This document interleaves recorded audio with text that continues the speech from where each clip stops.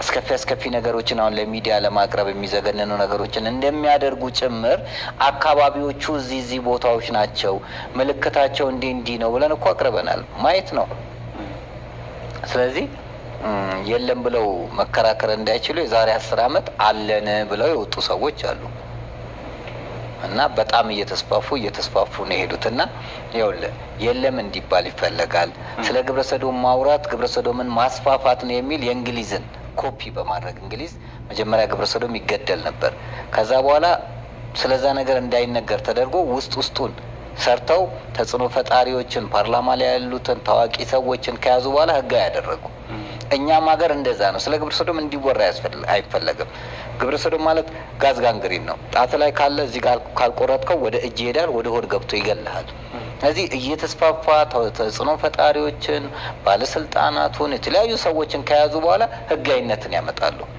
እስከዛ እንዲነሳ አይፈልግም እስከዛ እንዲነሳ የሚያደርጉትን ሰዎች ማጥፋት ነው የሚፈልገው ስለዚህ ዓለም አቀፍ የሆነ እኮ ግንኙነት ያላቸው ነው ILGA ኢንተርናሽናል ሌዝቢያን ኤንድ ጌይ አሶሲዬሽን ከተመሰረተ 48 አመት አለፈው ከአንድ ሺህ በላይ ቅርንጫፍ አለው ቢሊዮነር እኮ ነው ስለዚህ በውጪ በከፍተኛ ደረጃ ይታገዛሉ የኛ ትምህርት ሚኒስቴር ሴክሹዋል ኤዱኬሽን ኮምፕሬሄንሲቭ ሴክሹዋል ኤዱኬሽን እንደሚሰጥ መቼ ነው ያቀረቡት ከ4 አመት በፊት አይደል እንዴ በሚሊዮን የሚቆጠር ብር ዩኔስኮ መድቦለት ስልጠና እየወሰዱ $3000 እየተከፈላቸው ስልጠና እየወሰዱ ነው ብለን መረጃ አውጥተን ለህዝብ ተናግረን ይላል አሁንስ ኮምፕሬሄንሲቭ ሴክሹዋል ኤዱኬሽን ቆሟል ኢትዮጵያ ውስጥ ገባ ስለዚህ በዚህ ዙሪያ ላይ ማህበሩ እኮ እንዲጠፋ ነው የሚፈልገው እኛ እኮ እንድንጠፋ ነው የሚፈልገው በቃ ይሄ ነገር ዝም ተብሎ ውስጡን ስር ሰዶ ነገ ፍቃድ ነው እኔ አሁንም ቢሆን አንተኛ እንንቃ አሁንም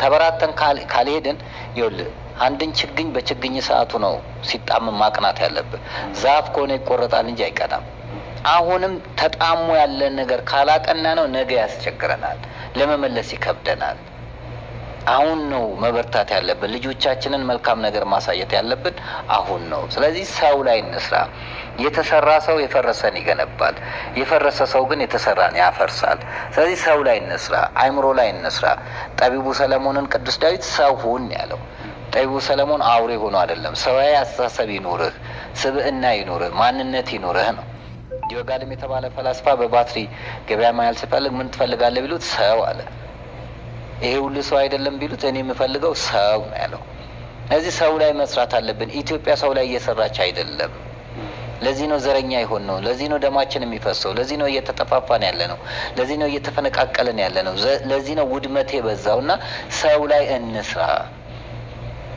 ነው ጥያቄያችን ይሄ ደግሞ ዓለም አቀፍ ድጋፍ ሊሰጠው ይገባል ስለዚህ ይሄን ባለ ማድረጋችን ነገ በታሪክ በሃይማኖት በትውልዱ ተጠያቂ እንሆናለንና ከተጠያቂነት ለመዳን ሁላችንም ተነስተን ስለ ኢትዮጵያ ዝም አንበል ጥሩ እንደው መምህር አንድ የተወሰነ ጥያቄ ላክልና በተለይ ደግሞ አሁን ሲያነሱ ነበር በተለይ ደም መፋሰሶች በየቦታው እንሰማለን እና ያለንና በተለይ ከጦርነት ጋር ያይዘን አንዳንድ ሰዎች አንዳንድ በተለይ ለማስተማር ይሄንን ጉዳይ በተለይ የሴክሬት ሶሳይቲ የሚሆን ግብረሰዶምን ለማስተማር የሚወጡ ሰዎች አሉና ብዙዎቹ ሲናገሩ አርቲስቶች አሉ መንግስት ባለስልጣናት አሉ እነዚህን ሰዎች ካጋለጠን እኛ ደግሞ ህይወታችን ይጠፋል እንደውም በቅርብ መምህርና ጋዜጠኛ አብይ ይልማ አንድ በጣም ታዋቂ የነበረ በዚህ ጉዳይ ላይ በጣም ሲሰራ ረጅም አመት ሲሰራ የነበረ ሰው ተገለዋል ምናምን ሲል ሰምቼው ነበርና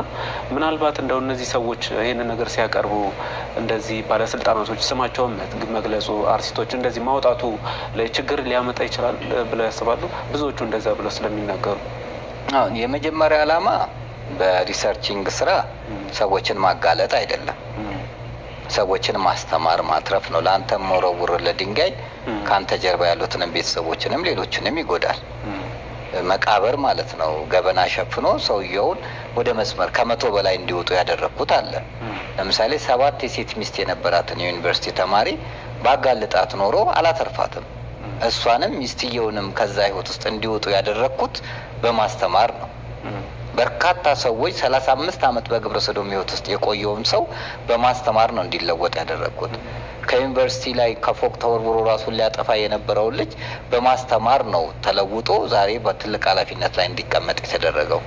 ማስተማር እንጂ ማጋለጥ መፍትሄ ነው ብዬ አላስብም። ከሁለት አንግል፣ አንደኛ አታተርፍም፣ ሁለተኛ ስራህም አይቀጥልም። ገባ? አንዳንዴ እንትኑን ይኖርሃል ከሌኮ ጋር ከከሌ ጋር ነበር ስቀብጥ የነበረው ብሎ መረጃ ሊነግርህ ይችላል። ከሌ ጋር ነኝ አለኝ ብለህ ግን ያንን ሰው ልታጋልጠው እኮ አትችልም። ተከታትለህ ነው። ምክንያቱም ይሄ ነገር የሚሰራው በድብቅ ነው። እንደ ሲጋራ በአደባባይ ላይ የሚያጨሰው ጉዳይ ስላልሆነ ገባ? በድርጊቶቹ በእንቅስቃሴዎቹ ልታውቅ ትችላለህ።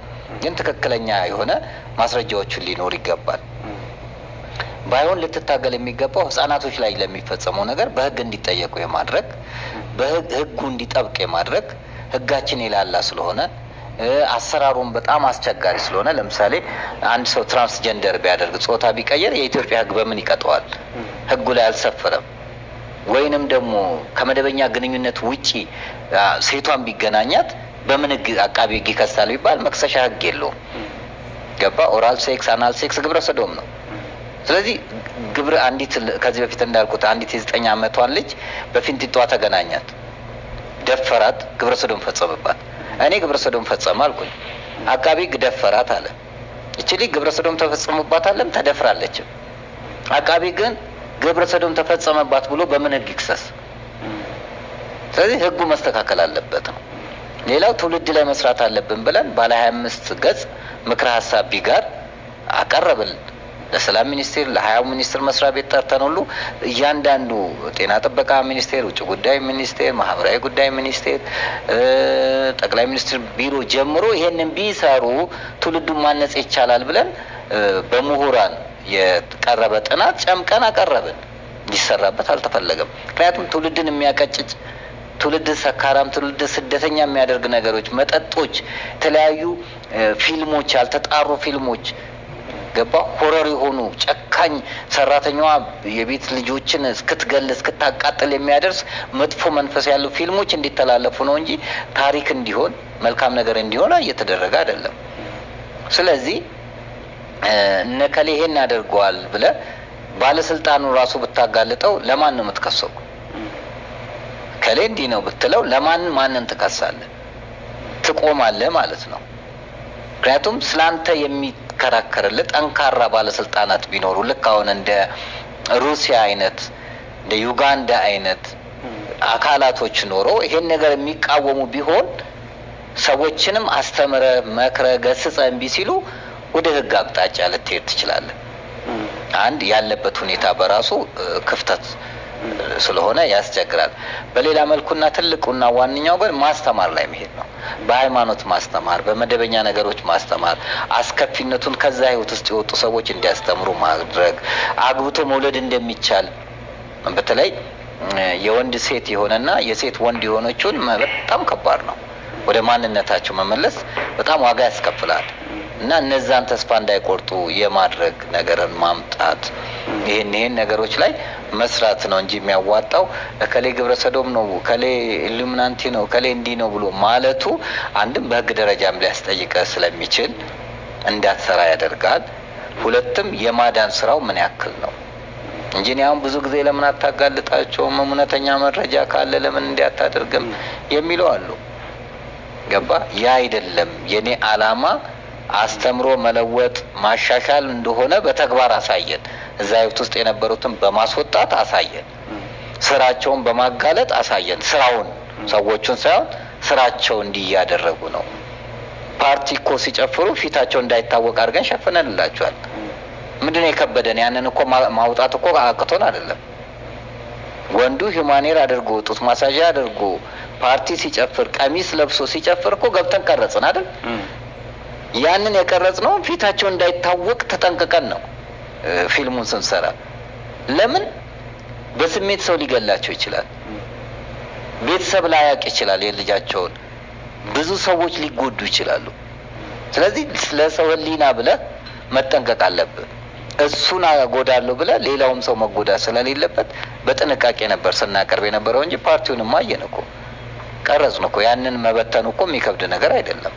መምህር በእርግጥም ያው እንግዲህ እርሶም እንዳሉ ያምናሉ ብለ ያስባሉ? እርሶም አሉ እነዚህ ሰዎች ማለት ያው ቅድም እንዳልነው እንያዘውና እነዚህ ሰዎች ብዙ ሰው ስለሚጠይቅ ያው አንዳንዴ ትልልቅ ሰዎችን ምሳሌ የሚወስዱ የሚማሩ ሰዎች ስላሉ ባለስልጣን የሚሆን ይችላል ታዋቂ ሰዎችም አሉ ብለው ያምናሉ? እርሶ እንዴ በጣም አሉ እንጂ እንዴ ፋይላቸው እኮ ፍርደኞች የሆኑ እኮ ፋይላቸው እጃችን ላይ አለ።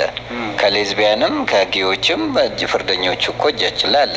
አንድ ሰው 34 ህጻናትን ግብረ ሰዶም ፈጸመ ብለን አቅርበን የለ እንዴ? 25 ዓመት ተፈርዶበት በ8 ዓመት የተለቀቀ አለ።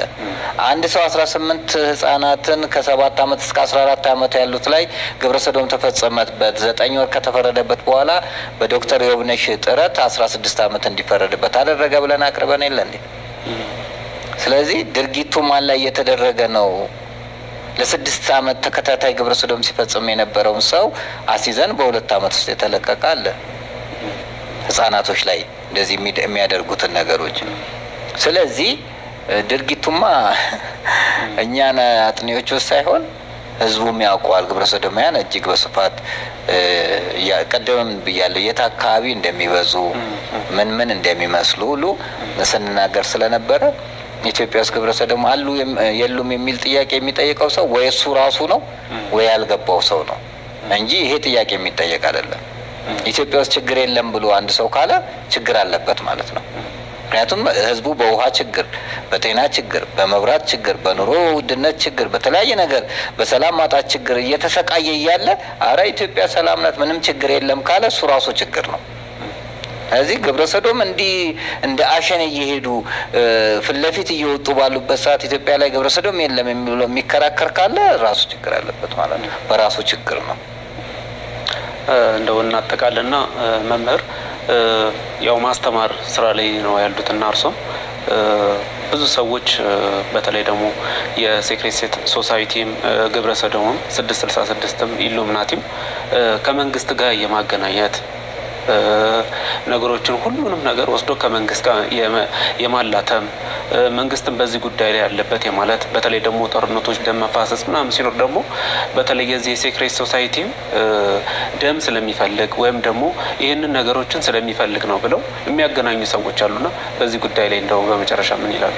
ያው ሴክሬት ሶሳይቲ ማለት እኮ ድብቁ ዓለም ማለት ነው። ስለዚህ ድብቁ ዓለምማ ደም መፍሰስን ይፈልጋል፣ እንባ መፍሰስን ይፈልጋል፣ መከራን ይፈልጋል፣ ውድመትን ይፈልጋል፣ ጦርነትን ይፈልጋል። ይሄ እኮ የሱ አሰራር ነው። ምክንያቱም ሰይጣን ሰላምን አይፈልግም፣ ሰይጣን በረከትን አይፈልግም፣ ሰይጣን እድገትን አይፈልግም፣ ሰይጣን ሳቅህን አይፈልግም። ስለዚህ የተቃራኒ ነው፣ ጨለማን ነው የሚፈልገው። የጨለማ አበጋዞች ደግሞ የሚሰሩት ስራ ይሄ ነው። ስለዚህ ሁልጊዜ ኢትዮጵያ ውስጥ ደም እንዲፈስ ሴክሬት ሶሳይቲ ይፈልጋል። ምክንያቱም ሰይጣን ስለሆነ የሚመራው ክፉ መንፈስ ስለሆነ የሚመራው ይሄን ነገር ኢትዮጵያ ውስጥ ሁልጊዜ ረሃብ እንዲኖር፣ ችግር እንዲኖር፣ መከራ እንዲኖር፣ ስደት እንዲኖር፣ መፈናቀል እንዲኖር ይፈልጋል።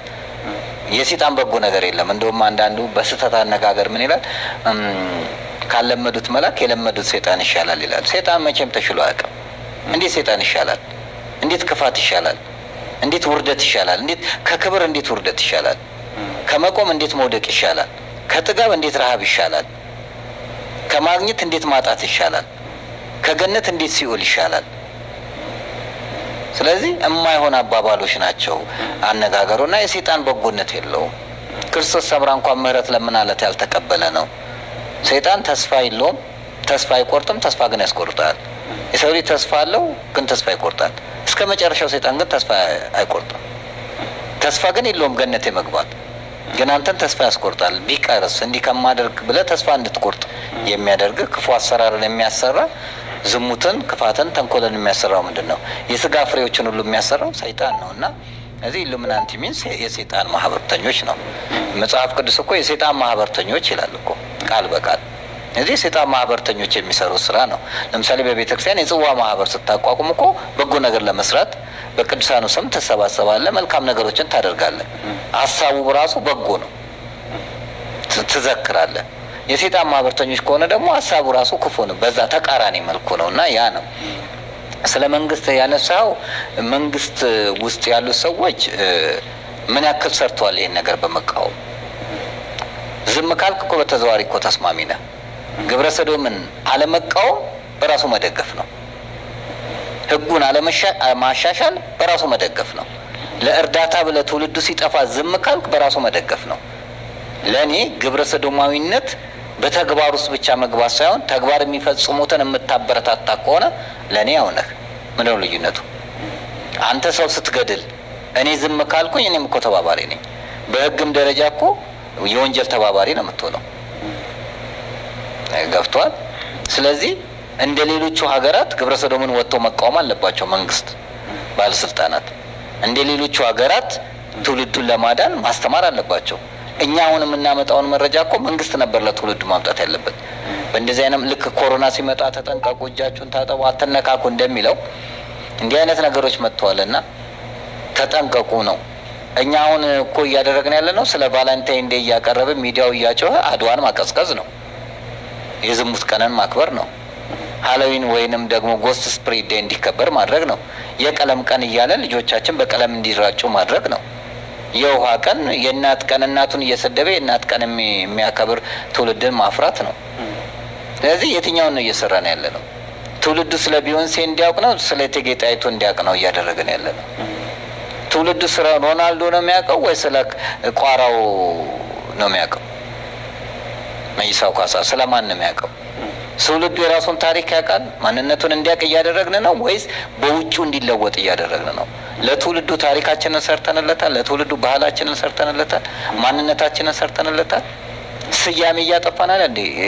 የኢትዮጵያን ቁጥር እኮ ጠፍቷል። የመኪና ታርጋ ሌላው ማን ነው የሚጽፈው? ከ1 እስከ 100 ጻፍ ብትለው የሚጽፋል ወይ?